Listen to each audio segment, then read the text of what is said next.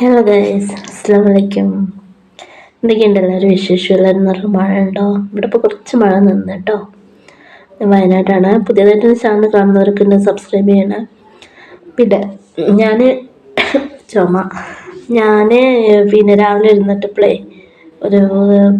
രാവിലെ ചെറുപയർ കറിയും ഓട്ടട ഉണ്ടാക്കാൻ വിചാരിച്ചു. അപ്പം അതിൻ്റെ ഒരു ചെറിയൊരു വീഡിയോ ചെയ്തു കേട്ടോ. ഓട്ടട എന്ന് പറയുമ്പോൾ പല നാട്ടിലും ഞാൻ യൂട്യൂബിൽ തന്നെ കണ്ടിട്ടുണ്ട്. വേറെ പലതരം പേരാണ് അതിന് പറയുന്നത്. നമ്മുടെ നാട്ടിൽ ഓട്ടട എന്ന് പറഞ്ഞിട്ടോ പറയാ. അതായത് ഓട്ടടയും ചെറുപയറിനെ അറിയോ. അപ്പോൾ ഞാൻ വിചാരിച്ചു ചെറുപയറിൻ്റെ അറിയില്ലേ എല്ലാവരും ഇടുന്നതിൻ്റെ കൂടാതെ ഞാൻ എൻ്റെ ഒരു സുഹൃത്ത് ഇടുന്ന കണ്ടിട്ടുണ്ട് വേറൊരു സാധനം കൂടി. അപ്പം അതും കൂടി ഇതിൻ്റെ അതൊന്ന് ചേർക്കാൻ വിചാരിച്ചു.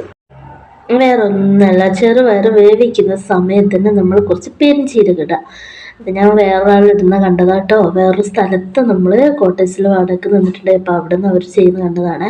ചെറുപയർ, പരിപ്പ്, കടല ഇതൊക്കെ വെക്കുമ്പോൾ ഇങ്ങനെ കുറച്ച് പെരിഞ്ചീരകം അവർ ചേർക്കാറുണ്ട്. അപ്പോൾ ഇത് വെന്ത് കഴിയുമ്പോൾ നല്ല ടേസ്റ്റാണ്. ചില ആൾ തേങ്ങ അരക്കുമ്പോൾ ചേർക്കാമെന്ന് അങ്ങനെയല്ല കേട്ടോ. അവരെങ്ങനെ ഇടുന്നത് ഞാൻ കണ്ടിട്ടുണ്ട്. ഇതിൽ തേങ്ങ അരക്കുന്നില്ല കേട്ടോ ഈ കറിയിൽ. എന്താ വെച്ചാൽ തേങ്ങ അരച്ച കറി ഇവിടെ വലിയ ആർക്കും അങ്ങനെ വലിയൊരു ഇഷ്ടമില്ല. അതുകൊണ്ടാണ് ഞാൻ തേങ്ങ അരക്കാത്തത്. ഇങ്ങനെ തന്നെ ഒന്ന് ചെയ്യാൻ വിചാരിച്ചു കേട്ടോ. താളിച്ചത്. അപ്പോൾ അങ്ങനെ ചെറുപയറൊക്കെ കുക്കറിലാക്കി ഞാൻ അടുപ്പത്ത് വെച്ചു. കുക്കർ വിസിൽ വരാത്തൊരു കുക്കറാണ്, വല്ലാത്ത ബുദ്ധിമുട്ടാണ്. പിന്നെ പച്ചരി എന്താക്കി നന്നായിട്ട് കഴുകി. ഇതൊക്കെ രാത്രി ഞാൻ കുതിർത്തിട്ട് വെച്ച കേട്ടോ.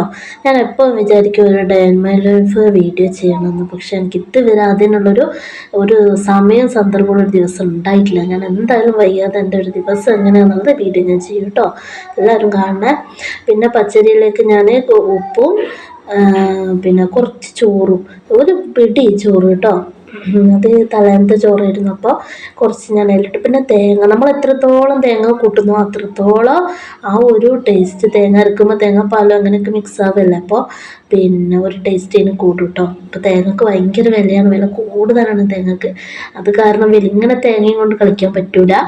പിന്നെ ഒരു തേങ്ങ വാങ്ങിയാൽ തന്നെ 2-3 വട്ടം എത്തിക്കണം. അപ്പോൾ എന്താക്കുമോ ഞാൻ ഇതിൽ കുറച്ച് ഇട്ടിട്ടുള്ളൂ. നല്ലൊരു കപ്പ് തേങ്ങ ഞാൻ ഇട്ടിട്ട് എന്താ പറയുക, അങ്ങനെ അത് നന്നായിട്ടൊന്ന് അരച്ചെടുത്തു. മെയിൻ ഇതിൽ ഞാൻ ഒഴിക്കുന്നത് എന്താ വെച്ചാൽ 2 സ്പൂൺ ഓയിലാണ് ഞാൻ ഒഴിക്കുന്നത്. എന്നാൽ ചിലരെന്നല്ല, എൻ്റെ ഉമ്മയൊക്കെ ഞാൻ സ്കൂൾ പഠിക്കുന്ന കാലത്തൊക്കെ ഇതിങ്ങനെ ഉണ്ടാക്കുമ്പോൾ ഇതിൽ മുട്ട പൊട്ടിച്ചൊഴിച്ചിട്ടാണ് ഇങ്ങനെ ഇതാക്കൽ കേട്ടോ. ഇങ്ങനെ മിക്സ് ചെയ്തെടുക്കൽ. ചിലപ്പോൾ അരക്കുന്നതിൽ ഒഴിക്കുമോ, അല്ലെങ്കിൽ ഇങ്ങനെ മുട്ട പൊട്ടിച്ചൊഴിക്കും കേട്ടോ. അന്നൊന്നും എൻ്റെ വീട്ടിൽ ഇതില്ല, മിക്സി ഒന്നും ഉണ്ടായിട്ടില്ല. അപ്പോൾ അങ്ങനെ അമ്മയിൽ ഇങ്ങനെ അരച്ചെടുക്കും പച്ചരി.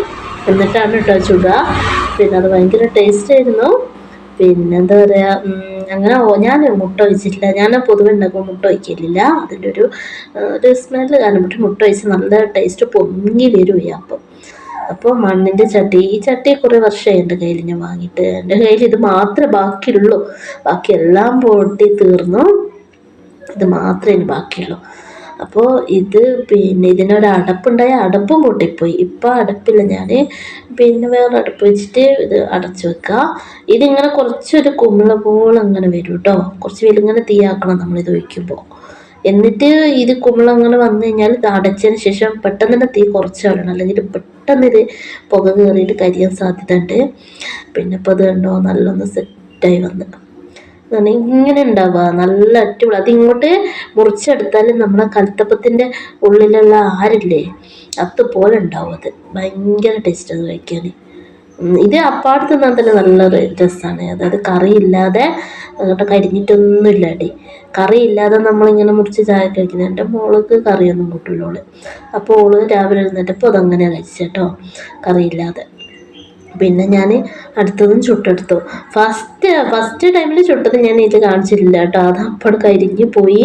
അതെന്താ വെച്ചാൽ ഞാൻ ഫോൺ നോക്കി നിന്ന് പോയി കുറച്ചു നേരം. അത് കാരണം അത് കരിഞ്ഞു പോയി. അങ്ങനെ അത് ഞാൻ വീട്ടിലെടുത്തിട്ടില്ല കേട്ടോ.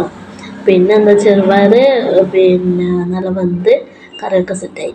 ഇപ്പോൾ കുറച്ചൊന്ന് താളിക്കാൻ വിചാരിച്ച്. ചുവന്ന മുളക് ഉണ്ടായിരുന്നു ഇതിൻ്റെ കൂടെ ഇടാൻ, എന്നോട് മറന്നുപോയി. അതാണ് സംഭവം. ചെറുപയർ ചെറുപയറിലേക്ക് ഒഴിച്ചു. ചെറുപയർ നല്ല വെന്ത് കുക്കറിൻ്റെ വിസിൽ അടിയുന്നില്ല. എന്താ കാരണം എന്നൊന്നും അറിയുന്നില്ല. അങ്ങനെയല്ല, ഞാൻ ഏറ്റവും ചെറിയ തീയിൽ വെച്ച്, ഗ്യാസ് നന്നായിട്ട് തീർന്നിട്ടുണ്ടാവും. അപ്പോൾ ഇതിലേക്ക് ഒഴിച്ചിട്ടോ.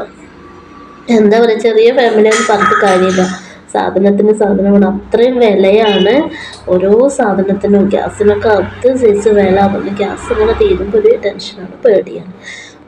പിന്നെന്താ, അങ്ങനെ കഴിക്കാനായി കഴിക്കാനായപ്പോൾ ഞാൻ ഇങ്ങനെ ഒരു വീഡിയോ എടുത്തതേ ഉള്ളൂ. എനിക്ക് ഇങ്ങനെ പിന്നെ ഞാൻ തന്നെ ഭക്ഷണം ഉണ്ടാക്കിയിട്ട് ഞാൻ തന്നെ ഇങ്ങനെ സെർവ് ചെയ്തിട്ട് അത് മറ്റൊരാൾക്ക് കൊടുക്കുമ്പോൾ, ഞാൻ മോനക്ക് എടുത്തതാണ്, മറ്റൊരാൾക്ക് കൊടുക്കുമ്പോൾ എനിക്ക് ഭയങ്കര സന്തോഷമാണ്. പിന്നെ എനിക്കും ചില സമയം കടയിൽ നിന്ന് ചായ കുടിക്കുക. രാവിലത്തെ സ്ട്രോങ് ചായ ഞാനാക്കി ശരിയാവില്ല പറഞ്ഞിട്ട്. അപ്പം ഇന്നിപ്പോൾ ഇങ്ങനെ ഇത് കണ്ടത് കാരണം ചായ ഇവിടുന്ന് കുടിക്കില്ല, ഇവിടെ നിന്ന് തന്നെ കഴിച്ചു